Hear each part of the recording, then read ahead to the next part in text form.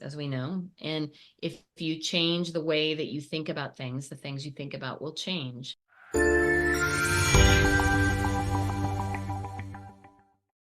Hey, everybody. So excited to have you here today with Power Surge, Empowering Journeys with Dr. K, and with my special guest today, Marguerite Crispio.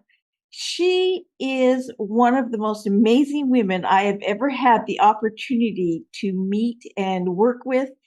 She's been through a lot, and yet she is one of the most inspirational people. She has inspired me more in the last 4 years than I think she'll ever understand or know. But I'm really excited today to hear about a couple of her journeys or her journey in life and things that she has faced and focused on, and the positive energy and the spirituality that helped her along the way. That being said, Marguerite, thanks for coming. I'm excited to have you on the show. What an honor to be here today. I mean, I feel like you've changed my life even more so than you say I've changed yours. So I'm super grateful and honored to be here today on your show. Oh, I'm excited to have you on the show. I'm going to let you tell a little bit more about yourself and your background because I don't know how much of that is going to be part of your journey that you tell us about. So I'm going to let you take it away and tell us all kinds of phenomenal things. Well, let's see. It's I turned 60 in November, so I have a lot of life behind me, right? And there's that saying, I have more life behind me than I probably do in front of me, but I mean, I'd love to live another 60 years. I'm not sure that that's going to be realistic, but you know, I, I have lived a lot of life and I've crammed a lot into the time that I've been here on this earth. I don't know if it's by choice or by force, but I think that's kind of how life happens a lot of times. It's like you get to decide, what you want your life to look like, or life happens to you. And I feel very blessed to still be standing here today. As you know, I met you in 2020 and you were referred to me by my beautiful friend, Sony Jackson.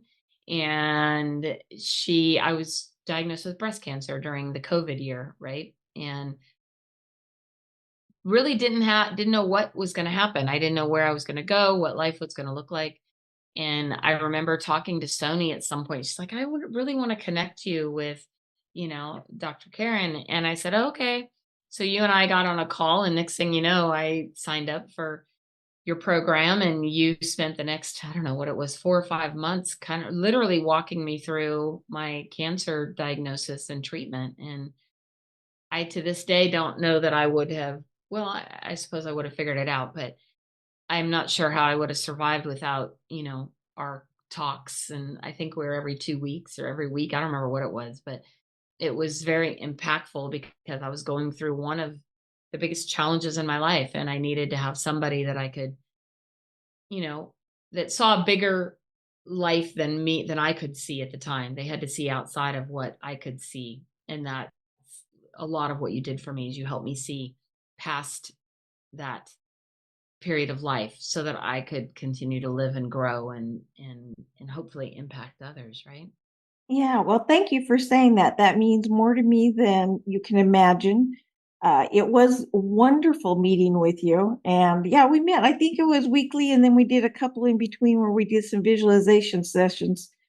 But you were such an inspiration through that whole time and have been continuously since. But you inspired me, and I Oh, was thank glad that I could be there in any small way for you. So thank well, you thank for you. that opportunity. Absolutely. So I mean, I think about a lot of what I went through during that time, and a lot of it really even applies now, right? Is how do you really make decisions in your life as to where you want to be and what you want your life to look like? And you know, I believe, like you do, in the universe and the power of bringing into your life what it is you want. But you have to visualize that first. You have to be able to see it, right? And you have to be able to be the person that can attract what you want and what you need in life. And I think that that's the hardest part. I think a lot of people sometimes are sitting around waiting for someone to hand them the easy button, or someone to say, oh, here's what you do, here's the path. And I think that a lot of times you have to learn to just trust that things are happening for you, not to you, right? The universe is providing things for you to live your best life and to choose the life that you want. It's not happening to you, right? Like sometimes get into that mode where, oh my gosh, the world is, pooping on me, and I don't have the same opportunities as others, or I don't have the same uh background, or I don't have the same knowledge or experience or whatever. But what I do know is that everything is figure outable, right? According to Marie Forleo, who I adore, and is that everything's figure outable, but you gotta want it, and you have to put in the work. You gotta put in the time and the effort to make things happen the way that you want to have them happen. You can't just sit around, right? Like, uh, who was it? I was talking to somebody earlier, and she goes, "Easy makes us chubby," right? If we do what's easy all the time, then it makes us lazy, and it makes us, not be what we want to be. So you do have to put in the work. And I think that the universe will support you in whatever it is you want to do, but you do have to keep moving. You got to keep put those steps in front of the other. And maybe you don't need to worry about how you're going to get there, but you do have to have some sort of a vision or a dream, or like, for example, if I say I want to go to Ecuador, I have no idea how I'm going to get there. But if I put that out in the universe, right, then the universe will conspire to bring that to you, if that's something you genuinely want, right? Right. And it will help you get there. How? I have no idea, right? Like, I don't know. I might be in that place where I don't know how I'm going to afford it. I don't know how I can take the time off. I don't know how I can. You can go down that rabbit hole that tells you all the reasons why it won't work, or you can just say, this is what I want. How can I make that happen, right? What do I need to do? What actions do I need to do? What activities? But ultimately, that's where I want to be. Like, I'll give you an example. We live as you know, we live out in the country. We've lived here for 30 years. When we bought this house 30 years ago, well, let me take you back even further. When I was 15 years old, as I mentioned, I grew up really poor and with a single mom, didn't have a whole lot in our world. And I went to this friend's house that I met in school, and the friend lived on 5 acres. And I thought, oh my gosh, they must be the richest people on the planet. Like, I want to have 5 acres. And then I wrote in my journal, 15 years old, I want to own 5 acres by the time I'm 30 years old. Okay. So fast forward, it's November of 1993. I get my real estate license. I hadn't even really thought about this. My husband and I had been looking for a home for a while, but I just figured when the time came, it would happen.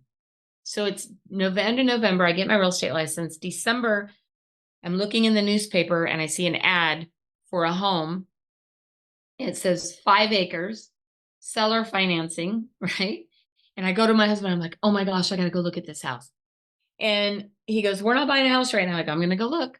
So I drive out this main road out here. I come down to the street the house is on. It's an old dirt road at the time. I come down the dirt road.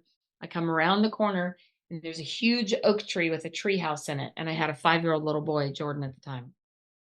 I'm like, oh my gosh, this is the house. I pull in. The house was a bank foreclosure, so it was bright neon yellow. It had a pool, but it had a chain link fence with ivy. It was all overgrown, all green.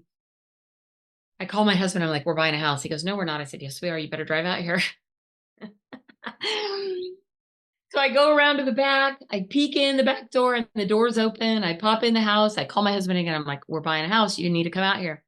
So he comes out. I call the other real estate agent on the other end. I'm like, hey, I want to put an offer in on this house. My husband's like, we can't do it. I'm like, yes, we can. I just got my real estate license. I can use the commission as part of the down payment. We can come up with the difference. It was seller financing at the time. It was 10% interest, and we had to come up with 5% down.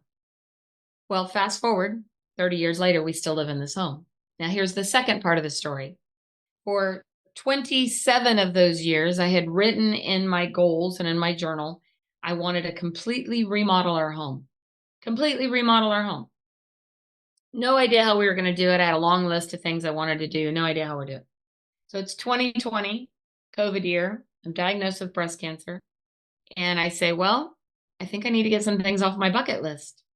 So I started working on design plans for our home with some friends, started putting it together. I didn't know how I was going to pay for it, didn't have the money to pay for it.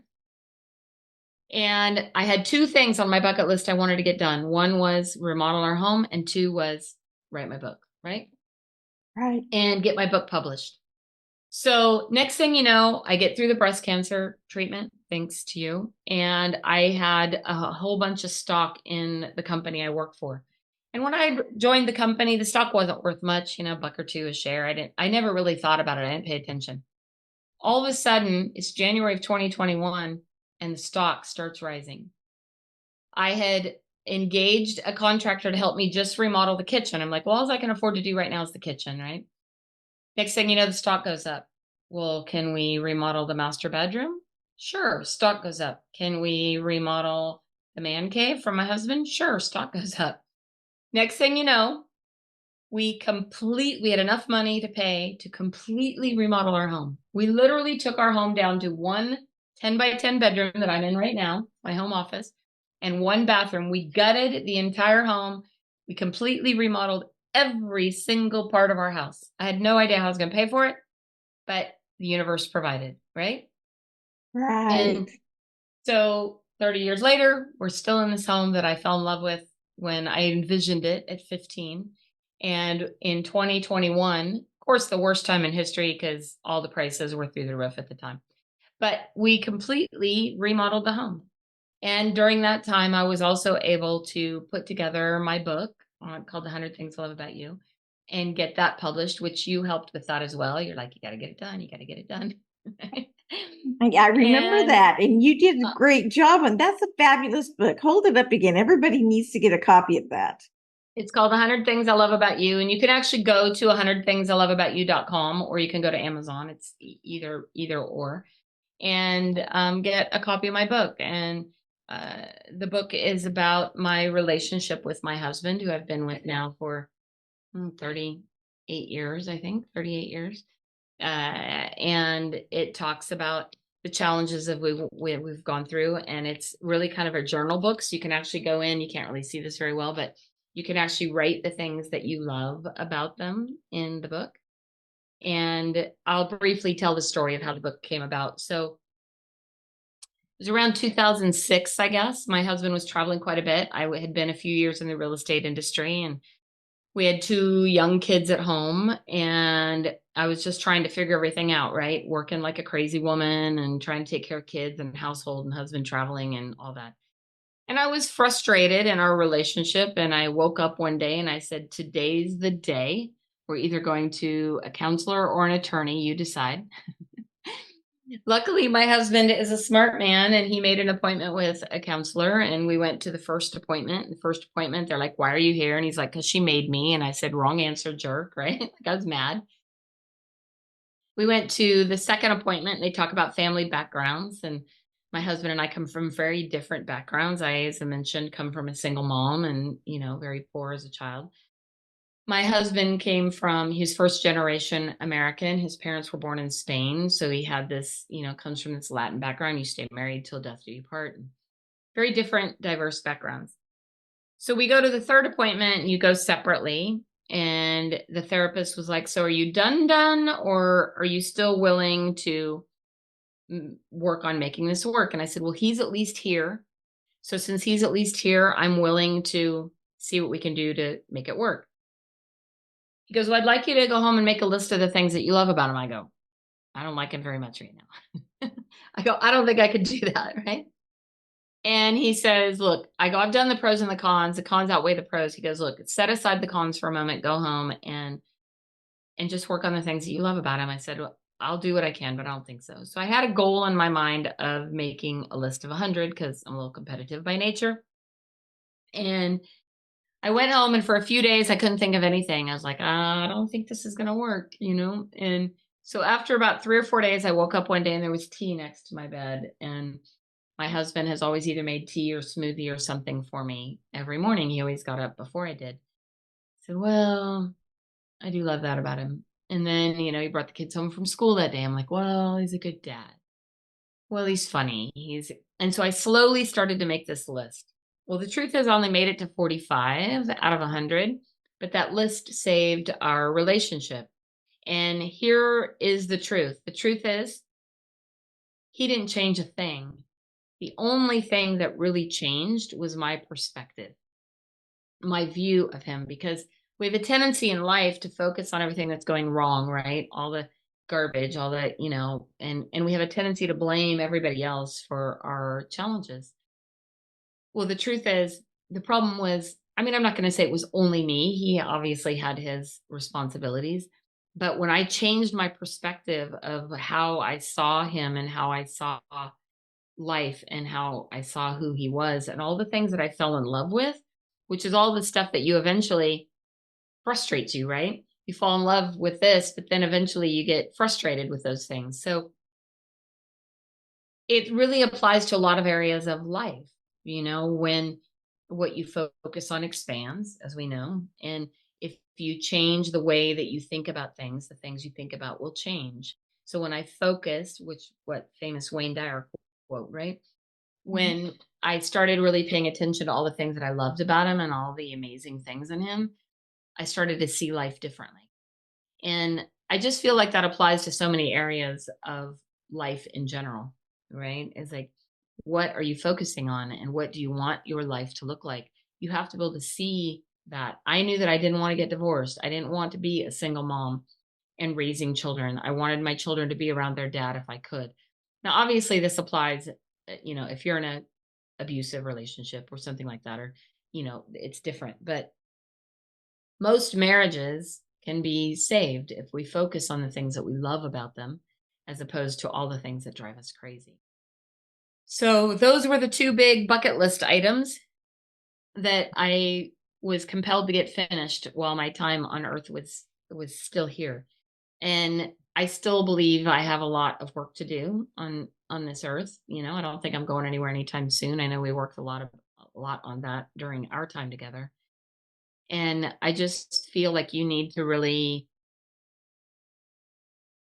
be able to visualize. You need to have a vision for what you want your life to look like and where you want to be. And that has been a game changer for me, most definitely. Well, I know everybody is invested now, and I know the answer, but we're just going to ask you. You did come up with the 100 things you love about him. Thus, the name of the book, right? The funny thing is, I did not. I only made it to 45. So, but I've added to it. I'm not going to lie. Yeah. I've added to it over the years, right? I've started to write different things down and try to remember. And in my book, you have the ability. There are 100 places that you can write the things that you love about them. So I believe if you are in a relationship, you should buy two, one for them and one for you. So you can each write the things that you love about each other. But it's always a work in progress, right? Just like that, just like any kind of relationship is. And I wish more people would do this in the very beginning, because that's when you really love them and you love all the things about them. So during those challenging times, you got to pull that list up, and I've had to pull it up many times over the years and remember, okay, yes, this is what I love about him. Okay, yes, this is why I'm here. Okay, yes, this is like, you have to remind yourself. Right. Well, I got my copy of it at the beginning there, and my husband Darwin looked at it and he's like, I love that you brush your teeth. I love that you don't have stinky feet sometimes. And I'm like, oh, come on, thank you. That's what you're coming up with. Well, and that's okay, right? Those are part of him. I mean, part of him was teasing, but the other part of him was like, there's so much more. The little things that we don't even consider. I mean, you don't. And that's you don't. The truth, right? Yeah. It's like and people think that relationships are built on big things. They're not. Right. Like, I love that. I wrote this in the book too. My toilet paper analogy of a relationship. Okay, so here you go. So when you first meet somebody and you go to their house and the toilet paper's turned the wrong way, you go, oh my gosh, that's so cute how they do it that way. Like, I don't know why they do it that way, but it's really cute, right? You think it's cute. Then you've been together like a year or two and you try to politely explain to them why they should do it your way. You go, let me help you understand, like, this is really the way it's supposed to be. Like, let me even show you the internet says it should be this way, right? Like, you're trying to politely explain to them why they should do it your way. Then you've been together like 6 or 7 years. You're like, could you just do it my way? It's the only thing I care about on this planet. Just do it the way I want it, right? And then you've been together like 10 years or more, and you're like, screw it, do it myself. It's not worth the fight, right? Like, you learn to pick your battles.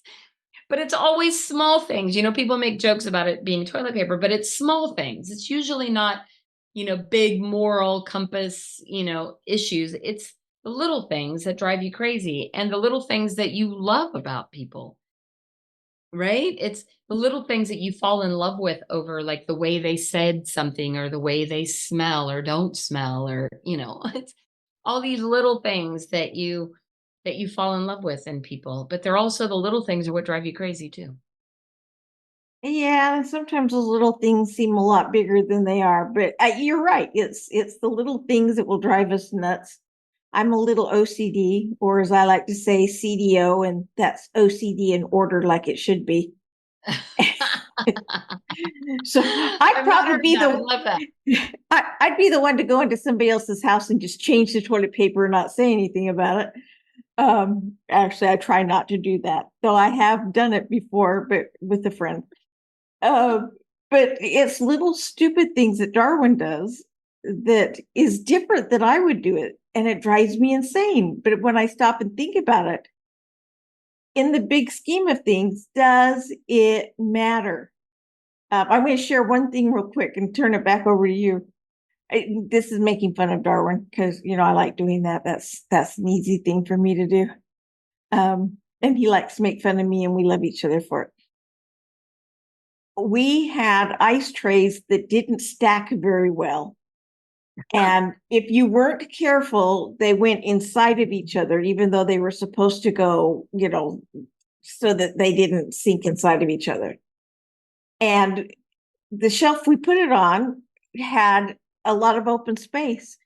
And one of the things is we have a big container that we put the ice in after we don't have a fridge that creates ice here. So I would take the ice trays and I would spread them out onto the ice bucket instead of stacking them. It would drive him insane because it wasn't done right. Why are you doing that? They're supposed to stack. And I'm like, it makes ice. Does it really matter where they are? I'm not moving anything in the freezer. I'm not taking up space that we would elsewise be using. I'm just not stacking them on top of each other and taking the chance that they're going to sink into each other and get water everywhere. And I mean, it was about 2 months that it upset him before he finally got upset. I mean, he got upset. He yelled, and I just laughed. And I thought, how many times have I been that upset with him over something so insignificant, so stupid, that really doesn't matter in the grand scheme of things? Absolutely. Yeah, that's how it is. It's always little things. It's rarely big things. So, and honestly, I think that's where we get caught up many times is in the little things. And it's really how we get caught up in a lot of our, areas of life. Like, how you show up in one area of life is typically how you show up in other areas of life, right? And when we get consumed with the little things, they hold us back, right? And they keep us from accomplishing things that maybe we want to or should, because we're so caught up in those cursed hows. We're so caught up in, the little things that we can't see. Like, what's that? People trip over dollars to get pennies, right? Because they can't see the bigger picture. They can't see beyond the pennies to see that there's, dollars down the road. And that just applies in a lot of areas of life. We get so caught up in what's right here in front of us that we can't see, we can't visualize, we can't get past that. And that is probably, in my opinion, I mean, you know this better than I, what holds people back more than anything. It's the little things, it's not big things. Yeah, I agree with that. And for me, it's relying on the positive energy of others and positive energy around me to keep my energy positive, my attitude positive, because when you're negative, negative Nellies tend to attract other negative Nellies and Neds. And Ned and Nellie out there, you're not negative. That's just the name we give it, kind of like, the Karens. And I'm that one, but I'm not that one. I work hard not to be that kind of a Karen. But we get caught up in the world of negativity, and we don't turn to a higher power. We don't turn to and be it that you believe in God or the universe or whatever. And we don't turn to those things, and instead we just let life happen and let it spiral and feel like, oh my goodness, oh woe is me. Like you said at the beginning, people tend to, from time to time, get caught up in all the bad things that are happening to them, instead of stopping and smelling the roses and stopping and saying, but good things are happening. And yes, bad things happen. And I say this all the time. Bad things happen to good people. And darn it, sometimes good things happen to bad people. That's just not right. No, I'm just kidding. We want good things to happen to everybody. But sometimes bad things happen to good people, and it's okay to be sad about it. It's okay to have a heavy heart. It's okay to be upset and frustrated. You just don't want to focus on that and forget all of the other things that are going on around you that are not that upsetting. Because when you stop focusing, like you said, that which we focus on expands. When we stop focusing on any positive, then our mind gets so sucked up into the negative that that's all it can see. And it goes back to tripping over dollars to see pennies. Right. And so. Yeah, 100%. And, it is definitely easy to, I think as humans, most of us have a tendency to focus on the negative or what's going wrong, or, the things that are wrong seem to create a bigger presence than the things that are going right. But all of those too are things that are leading you to who you're to become, right? Like, we really don't, like, I would have never in my wildest dreams imagined that I would be where I'm at in life. Like, I just wasn't even possible. I didn't grow up in an environment that trained or taught or, did any of that. I had to learn and find a way that I just knew that my why was bigger than my what, so I knew that I didn't want the life that I had had. So I had to find a way to create a different life. And I just feel that focusing on what is possible is easier than focusing on what's not possible, at least for me, because I just believe that you can do, and I get this from I do give this credit to my mom, who's, in heaven now, is it? And my mom grew up in a very different time, where women were not respected. I mean, there's still struggles with that, but I mean, I was looking the other day and it wasn't until 1974 before women could buy a home without having their husband on title, um, that generationally things were so different. And I remember my mom always saying, you can do anything you want. You can be anything you want. You can, go anywhere you want. You can create anything you want. I remember her saying that to me. And that wasn't something that was really taught a whole lot to little girls during that time. I mean, I was born in the 60s. So, women were just the women's movement and things were just starting to be impactful. So I think the best thing that you can pay forward or pass on is that confidence, is that ability to say, you can do or be anything you want. It's really up to you, but you have to want it. No one's going to hand it to you.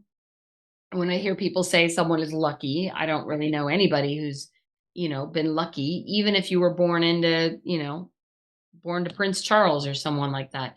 They have their own set of challenges, right? They're just a different set of challenges. So you have the ability to overcome and do things differently whenever you want to. You can change your life literally whenever you want, but it's up to you. No one else can do it for you. You have to make that decision, and you have to have a conscious you have to be conscious about it, and you have to put in the effort and the energy to make that happen. And I learned a lot of that from you.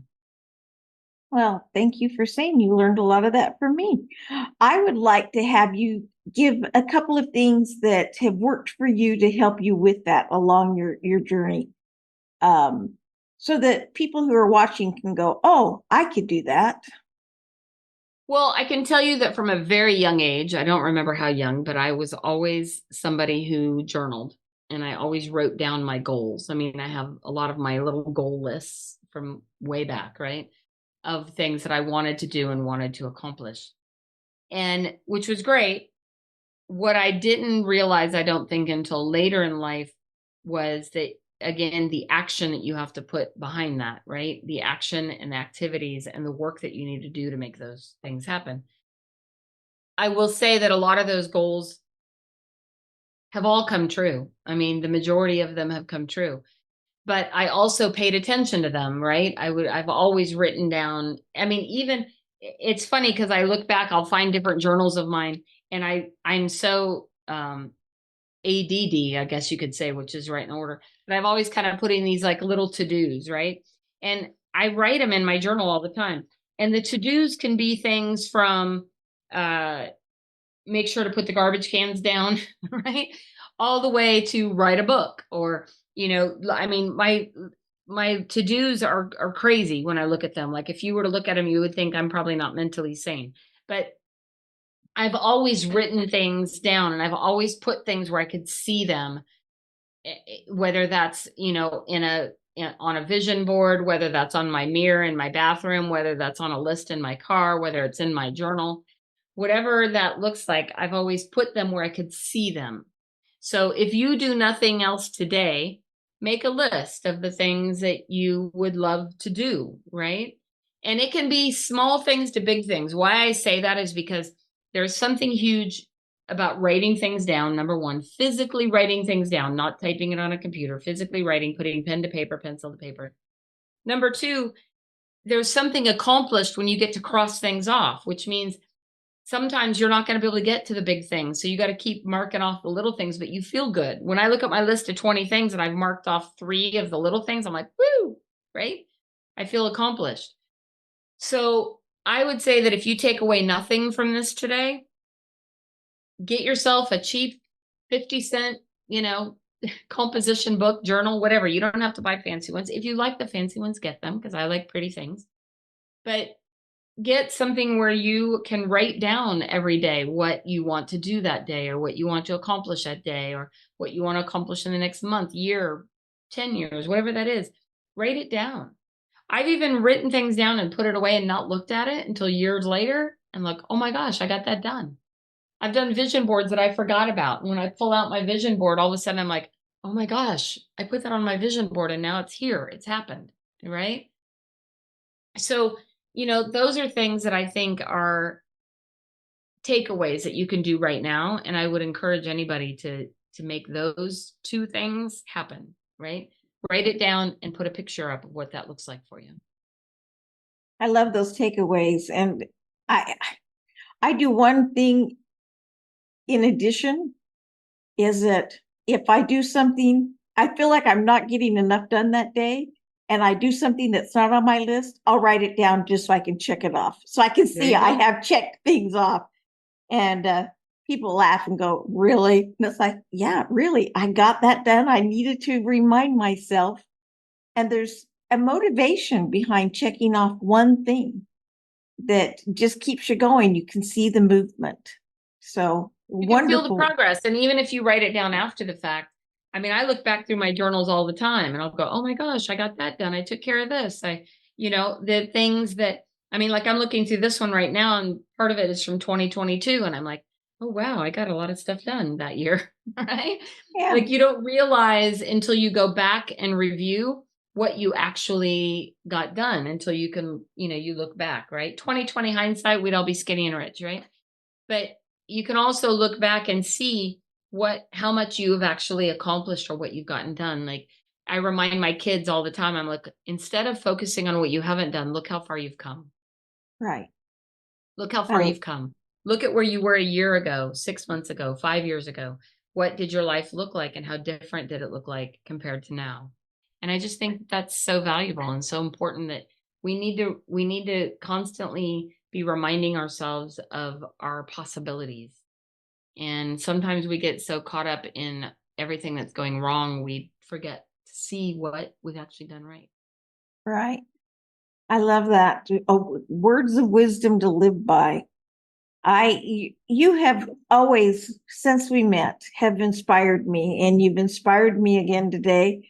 And I know everybody listening to this is inspired and will share this with other people because you had such great wisdom that you shared. And I really appreciate you taking the time to share a little bit of your journey with us today and give us all of this wonderful insight.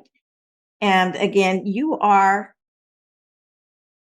no smoke being blown. You are one of the most amazing people I've ever met. You have incredible stamina and strength, emotionally, physically, mentally, psychologically. And a lot of people couldn't go through what you've gone through and make it out on the other side in such a beautiful way that you have. And I applaud you for that. And a lot of it is your attitude and the way you view life and the way you didn't give up. And so I admire you for that. Well, thank you. I mean, like I said, you definitely played a key role in helping me shift that focus during, one of the most difficult times in my life. So I'm grateful. Well, I'm glad I could be there. Well, Marguerite, you again have been a delight, a wonderful guest on today's show. And I just want to again applaud you and tell you thank you. And I know everyone in the audience that you applaud her and tell her thank you. Hold up your book again. They can go to, remind me, is they can go to 100 Things. Well, they can go to margueritechristillo.com. There's a link to my book, but you can also go to 100thingsiloveaboutyou.com, or it's also available on Amazon. If you go to Amazon, be sure to put my name in also, because there's another book, but it's not anything like my book. It's more of just a journal. But make sure to put my name, my full name in Amazon, and it will bring my book up. But yeah, and I mail them all out personally, so I will sign it and send it out for you. Oh, that's awesome. Now you really do want to go to her site. The site's here at the bottom, so go ahead and look that up and get your book from her, because it's always better than getting it from Amazon anyway, because she'll personalize it. There, that's my 2 cents. Well, fabulous show. I'm so grateful for all of you for joining us today. Again, without you, we couldn't do what we do, and I really appreciate it. And until next time, may you find peace and joy in all that you do. Ciao for now.